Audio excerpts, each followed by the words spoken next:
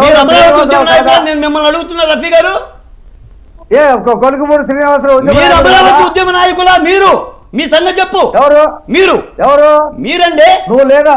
నువ్వు రానప్పుడే నేను అమరావతి ఉద్యమంలో ఉన్నా. హైకోర్టులో ఎన్ని కేసులు వేసావు, ఎన్ని పాదయాత్రలు చేసావు? ఇవే మీ తెలుగుదేశం పార్టీ పరువు తీసుకునే పని.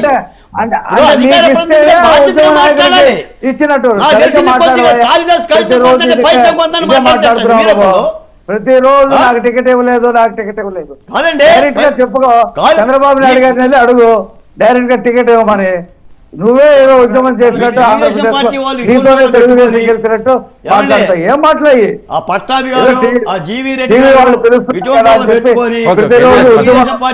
ఉద్యమం చేశాడు,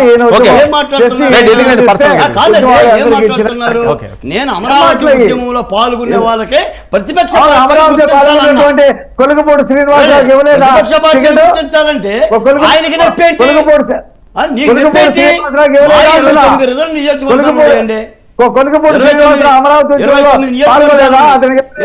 నియోజకవర్గాల్లో అమరావతి ఉద్యమంలో పాల్గొనే వాళ్ళకి ప్రతిపక్ష పార్టీలు, అది ఏ పార్టీ అయినా సరే, అడిగే హక్కు మనకుంది.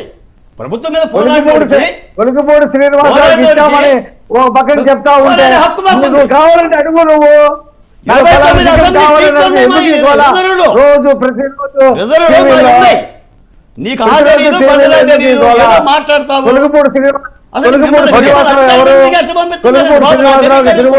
టికెట్ ఇవ్వలేదా? టికెట్ కూడా పోలేదు. నేను అడిగేదానికి చెప్పు. నీ టికెట్ నేను నారాయణమూర్తిని కాదు, నేను నారాయణమూర్తిని కాదు. నువ్వు చెప్తే వింటానికి ఇక్కడ నువ్వు పెద్ద పుడుంగని బయలుదేరి వచ్చావు.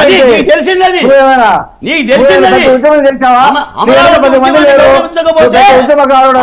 ఉద్యమాన్ని చెప్పే వస్తుంది. గౌరవంగా మాట్లాడుతున్నాను. ప్రతిదానికి నేను ఉద్యమం చేశా, ఉద్యమాలు చేయాల. శ్రావణ్ కుమార్ ఉద్యమాలు చేయాల, ఈయనొక్కడే చేశాడు. అమరావతిలో వేల మంది ఉద్యమం చేశారు అమరావతి గురించి. చూడండి ఆయన ప్రవర్తన, చూడండి. ఒక అధికార ప్రతినిధి, బాధ్యత కలిగిన ప్రతిపక్ష ప్రవర్తన ఏంటయ్యా? అలాంటి ప్రతిసారి మా గురించి మాట్లాడుతున్నారంటే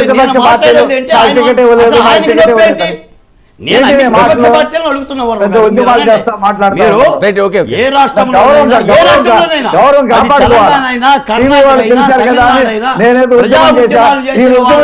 తెలుగుదేశం పార్టీలు గౌరవిస్తాయి. కోదండరామరెడ్డి గారు గుర్తించలేదా? గుర్తించలేదా? ఏంటి అలాంటి కాకపోకుండా ఇలాంటి వాళ్ళందరూ కూడా పెట్టేసేసుకుంటే ఇంతే ఉంటుంది. వివాదాలు అన్ని.